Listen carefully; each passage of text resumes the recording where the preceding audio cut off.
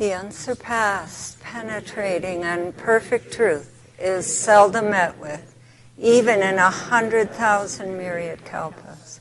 Now we can see and hear it. We can remember and accept it. I vow to make the Buddha's truth one with myself. Homage to the Buddha, homage to the Dharma, homage to the Sangha.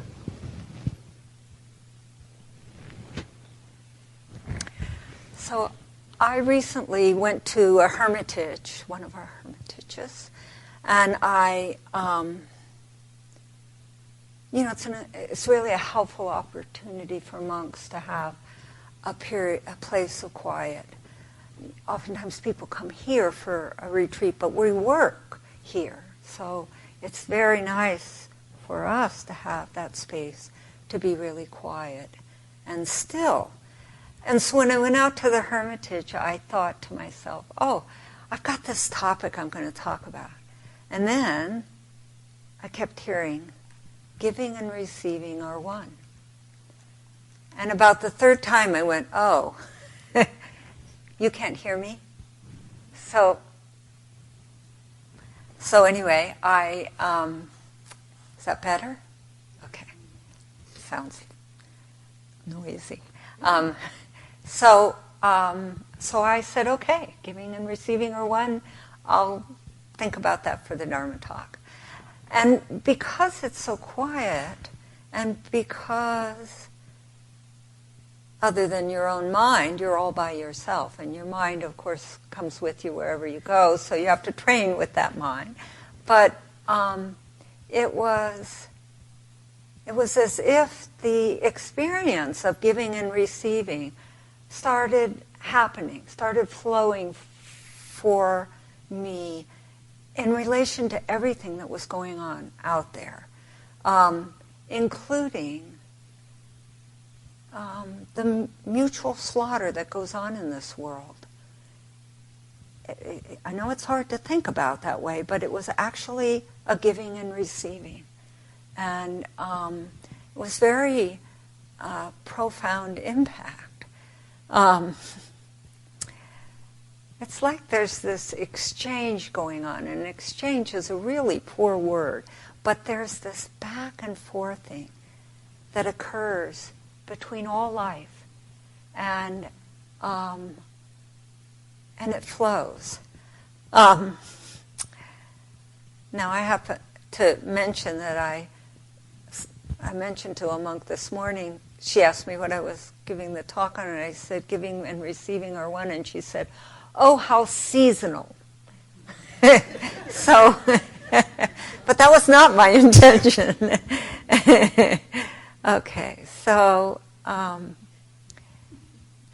from that giving and receiving, there was this feeling when I was out at the retreat, that everything was okay, that there wasn't anything wrong, and it was quiet, and all right. It's all right. And that was nice to have.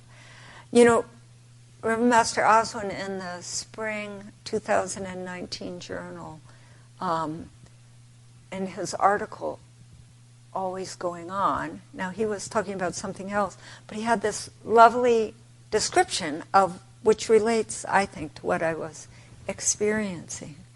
And he says, quote, "There is that, and that is capital T, meaning that, something beyond what we can put a name on, at the heart of all existence and life, which moves. There is time, there is space, and then there is this other dimension which flows through all directions and dimensions. When we meditate, we access, we are one with that flow. At the deepest level of our being, whether we feel it or not, we know this true life. So we know it.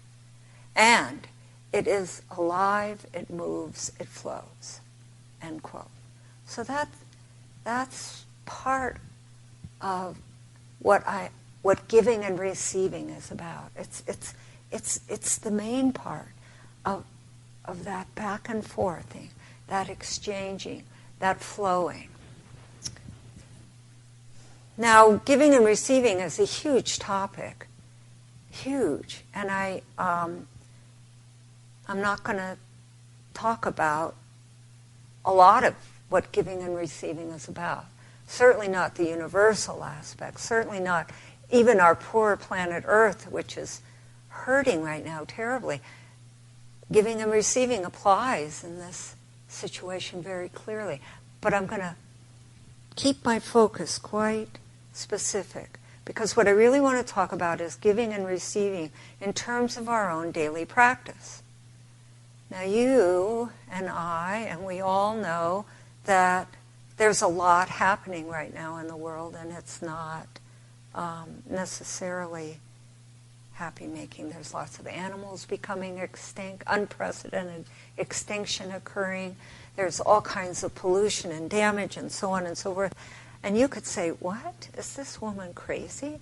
Why is she talking about daily practice when the world's falling apart? Well, that's precisely why I'm talking about daily practice, because that's the thing we can do. We can practice daily and trust that the impact of our practice is enough. It's enough. It will help other beings, it will help ourselves, and it will help the world. And so that's why I'm focusing on our daily practice. Because if we understand giving and receiving through our daily practice, we will be of great benefit to this world. It's not the world's first crisis, by the way. And it's not probably the last. So, you got to hold that. This is the way it is. And if anybody thinks daily practice doesn't matter, think about the Buddha, who did a very deep practice for lifetimes, eventually, in his last lifetime, had an enlightenment experience. And 2,500 years later, 2,600 years later, yes, we're still getting the benefit of that one person's practice.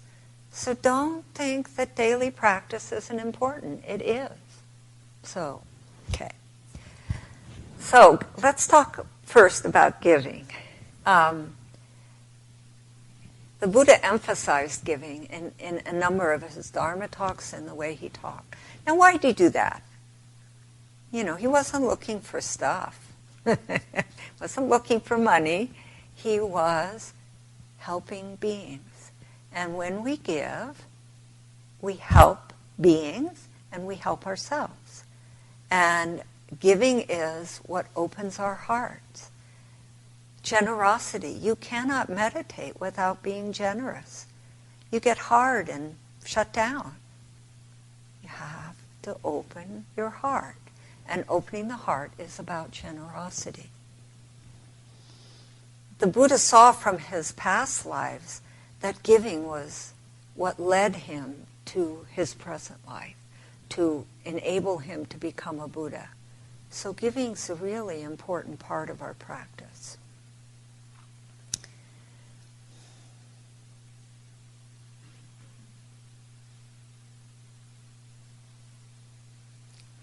The Buddha emphasized how giving created merit and wholesome activity both for ourselves and for others. And that it's the first paramita, those qualities that help us reach the shore of enlightenment. So giving is really important. I think we all know that when we give, we feel good. It opens our hearts. We feel joyful. And I think part of that joy is because when we give, we connect with other. There's just that momentary connection. And speaking of connections and gifts, think about the Dharma. What a gift the Dharma is. Just this incredible gift for us. Now, the Buddha taught something which I think is really interesting. He used to say that giving alms to Buddhas and being compassionate and kind to others were of equal merit.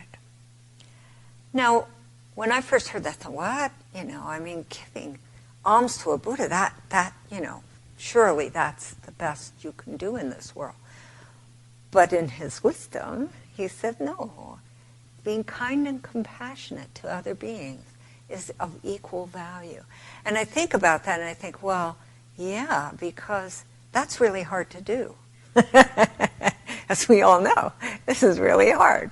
Oh, you want to wring somebody's neck and, oh, no, I'm not supposed to do that.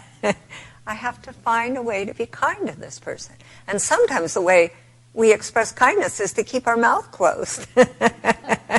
So give ourselves credit for that. We refrain from saying what we would perhaps not wish to say in hindsight.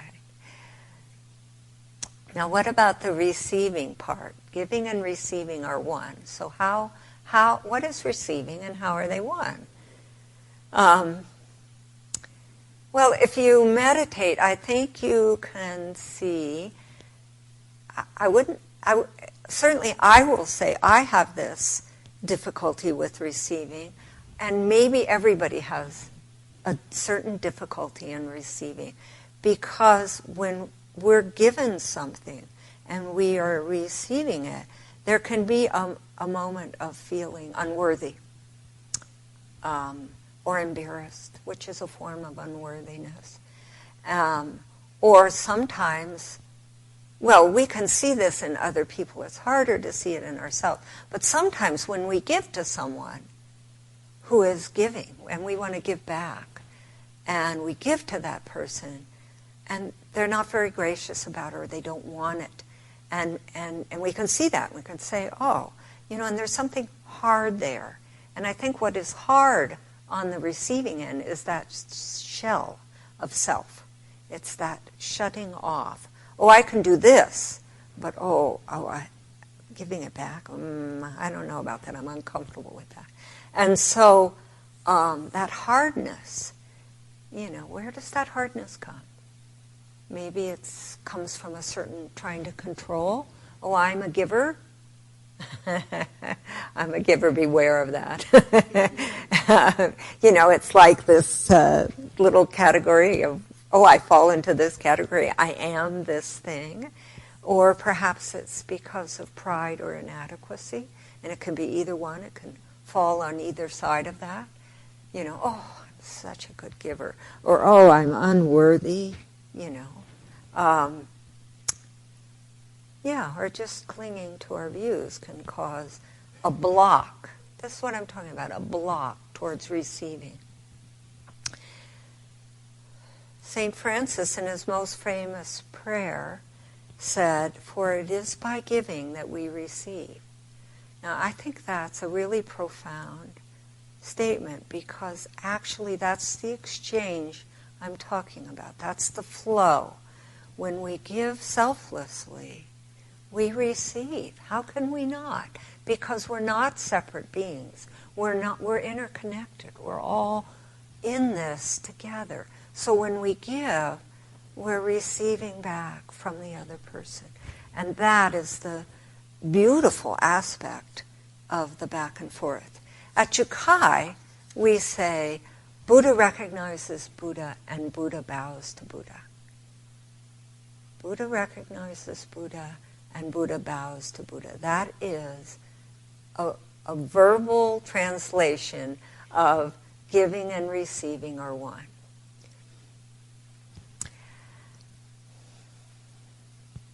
So giving and receiving are one when we're not acting on selfishness, when we're acknowledging the connectedness. And we're acknowledging that this is the fabric of life. That's why that's what I experienced out at the Hermitage. It's not about me, it's about life as a whole. There is this beautiful flow, this beautiful giving back and forth. you know, our daily life is filled with moments of giving and receiving. Filled with them. All we have to do is just look with those eyes.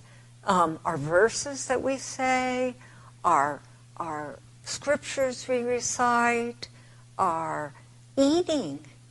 Eating is an act of giving and receiving, but on a very big level. Not just from what's in the bowl, but from who got it into your bowl. All the things that contributed to our life here.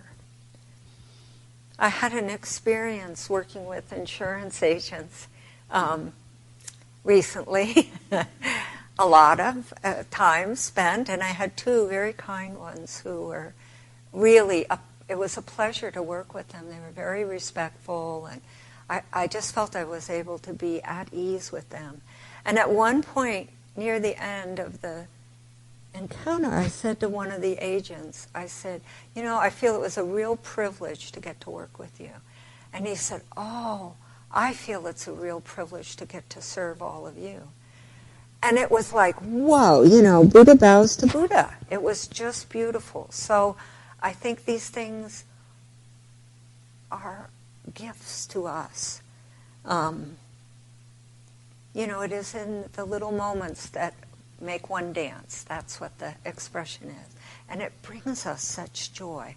So not only is giving joy, but then receiving's joy. So that's a clue. If we're not feeling joy, okay, that's good to look at.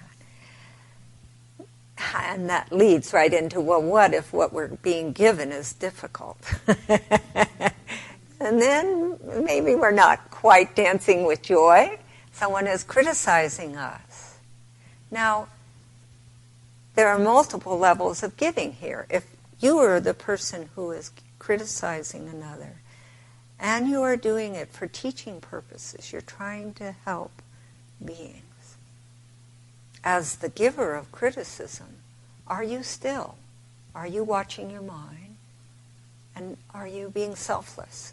You're just pointing something out that may help the other person. You have to be really careful with that criticism or correction. You know, this is really, really important. And the receiver has to see it. Certainly in the monastery, it's helpful that correction is seen as trying to help, trying to really reach out, reach in to the other person and say, I know, I see your suffering. This needs to move in a way of really love.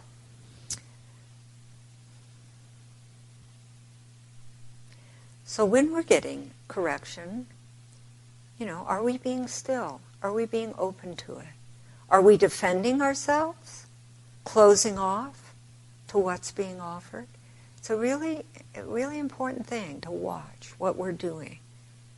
And are we willing to consider what the other person's saying? Isn't that a good receiving? Whether we agree with it or not, just consider it.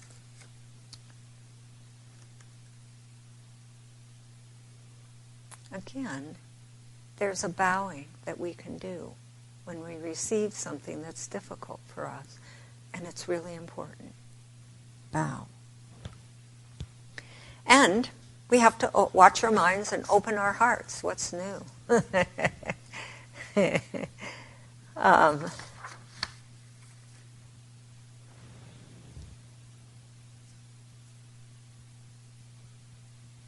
Now what happens if someone's expressing a view we don't like, or if someone is being hateful? This is really upping the ante on giving and receiving, because this is what's going on. And I can say from my own experience, I come from a family of strong views, and so it's been a real training to learn to just be quiet, just be still when it's going on. Although sometimes, honestly, I've had to get up and leave the room, and that's okay. You know, again, it's important not to give back what is necessarily going on. I read a story of an Afro-American woman who was working in McDonald's, who had an Aryan Brotherhood neo-Nazi come to get something. And he had a swastika on his hate finger, anger finger. And she looked him right in the eyes and she said, "Oh, son, you're better than that." And he ran out. And after a while, he converted and let go of his hatred. The faith to say something like that is amazing to me. I wouldn't necessarily do that. I'm not sure I could do that. But I am in awe of someone who can make that kind of an offering, because it was obviously made with love. And that's why he ran away. And so we do the best we can. But it's really important to realize that we can do better. We can do better than return in kind. So obviously I'm talking about paying attention, following precepts, and watching carefully what our intentions are. Now this is basic to our training, but I think our intentions are critically important, because those are the things that enable us to give selflessly. If we want something out of a situation and we don't see it, then there's a taint that goes with the giving. So, I'd like to read something. This is a poem. It's in the back, the appendix of The Mother of All Buddhas by Lex Hickson. And it's a poem, 27 verses on mind training. And I apologize, I have no idea how to pronounce his Tibetan name. He was a Tibetan Lama. And it's J-E, and then it's Tsongkhapa. That's how I would have pronounced it, probably totally wrong. Anyway, I'd like to quote it. I love this poem. I read it regularly. I read it often as an offering for the world when I'm awake in the middle of the night and I can't sleep, and I think, oh, well, we could all use this, myself included. So, anyway, one of the verses is, "To cling to the intention of triumphing over another, the desire to prosper at the expense of any being, or to indulge in the slightest bias against any being because of personal feelings of attraction or repulsion. These alone are the cause for whatever suffering exists in personal lives and in the universe as a whole. We should meditate ceaselessly on this revolutionary truth, remaining conscious of it during every moment of existence." Well, that's pretty big, isn't it? Whoa! And it seems to me so helpful. I have found in the course of training for many years that watching my mind and watching my intention is so helpful to freeing my actions. So they are the gate where what follows can be either for the good or not. And that the suffering of this world is because of that clinging, of that wanting, of that self-partiality. Boy, can't we be compassionate with that? We're all struggling with that, are we not? So it's just really helpful. Okay, I can see I probably have a taint of partiality there, So this is how profound I think giving and receiving is. This is what it's talking about. This is the heart of it. And speaking of hearts, I like to bring up giving and receiving in our hearts, within our meditation hall inside. The giving and receiving that we do with the Buddha nature. Reverend Master Jiu said many times that the truth does not insist upon itself. And I actually know that from my own experience. Years ago, I was at a hermitage, and I got this telepathy sense of what I should be doing next. And I went, oh no. Sorry, but that's the truth. I did that. I went, oh no, this is too much. I cannot do this. You're asking too much. So I drew this line in the sand and sat there. And of course, the truth doesn't insist. So it sat there too. And after a while I went, oh, well, maybe I can't do that. And you erase the line and you start going again. And when you start going, you realize, oh, there's so much to do. What was I thinking that I couldn't go further? Forget it. We can all go further. And to some extent, that's what training, giving and receiving is about, is it's that willingness to keep going on, going further, stepping out. Now, there are many times in our practice, in our meditation practice, or in daily life, when we have an insight, an opening. And how do we receive that? Reverend Master Myoho wrote an article in the summer 2009 journal called The Unknown. Really a great article for me. I found it very helpful. Anyway, she says, quote, "To receive this unfolding of the Buddha's teaching, there must be no desire for or hope of achievement. Deeper insights can only be received. They cannot be taken." End quote. Well, I find that really helpful because really the purifying of our heart is up to us. We have to do that work. That's what we're doing. We just keep purifying our heart. We just keep sitting. We just keep being still. We keep getting out of the way.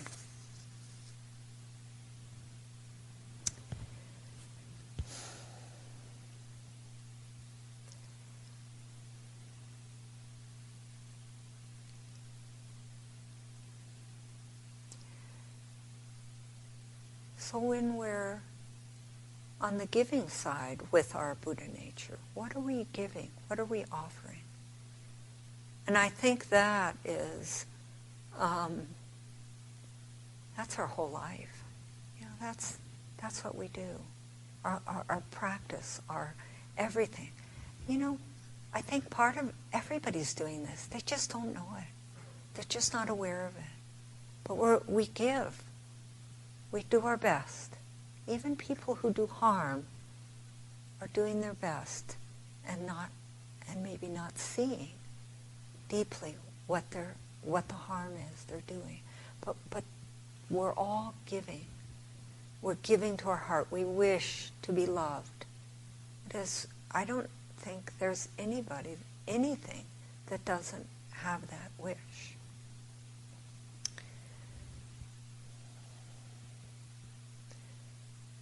So we put the gift of our training on the altar of our heart. And we sit still. And we keep walking down the path. And we are patient because it takes years. And that's okay. Something so precious cannot be grabbed, cannot be stolen. And keep in mind, it isn't a matter of being good. Because as Koho Zenji said, anyone who meditates runs the risk of being grabbed by the cosmic Buddha. So don't close your mind to whether you qualify or not. Just sit. And recognize we're not in charge of this process. The willingness to just wait, to keep looking up, even if it's dark, to me, that's the heart of our practice. That's what we do.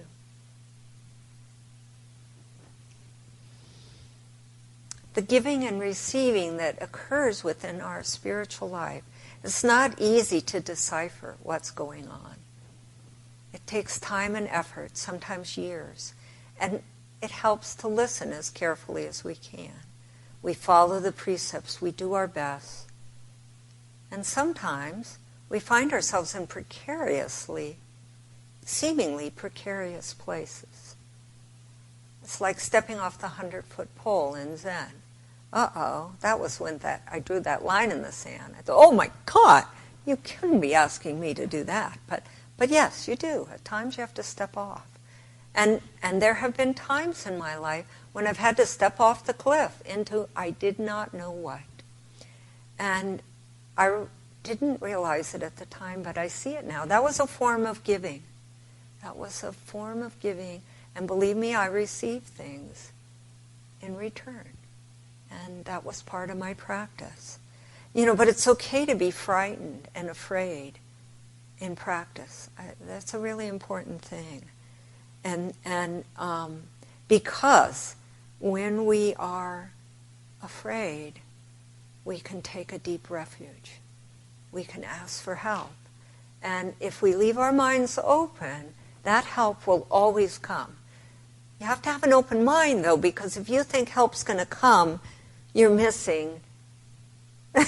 It comes in this very different way. And you're looking for the help because you think it has to be this that you need. But actually, you're given that, which is much more important. And the Buddhist scriptures are full of stories like this, so we're not alone in it. But one of my favorite expressions is, be obedient to the teaching, accept it with vows. So when we're given something and we recognize it, bow, follow it. It's really important, and it's not easy. I'd like to end with a quote, another quote from Reverend Master Myoho's article. Quote, "What stands out most for me through the years of training is that the whole of the practice is there to enable us to be one who can receive," and she puts in parentheses, "not self-create, the unfolding of the teaching, and realize through the way we live what meditation the water of the Spirit brings." That, to me, is the summation of a life of giving and receiving. So thank you very much.